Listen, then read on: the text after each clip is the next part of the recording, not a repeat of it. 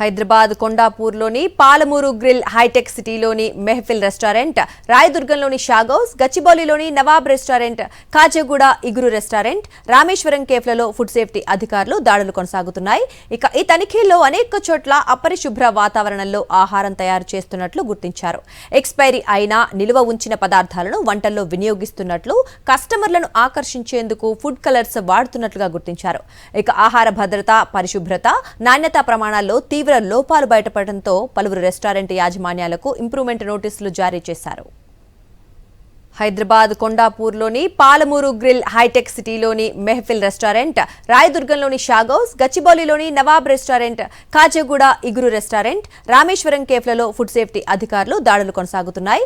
ఇక ఈ తనిఖీల్లో అనేక చోట్ల అపరిశుభ్ర వాతావరణంలో ఆహారం తయారు చేస్తున్నట్లు గుర్తించారు.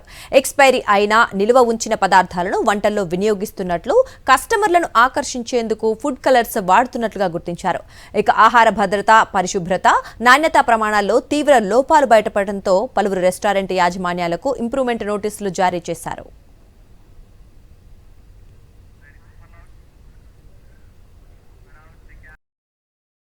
మరిన్ని అప్డేట్స్ కోసం ఛానల్ ను సబ్స్క్రైబ్ చేయండి. నోటిఫికేషన్స్ కోసం బెల్ ఐకాన్ పై క్లిక్ చేయండి.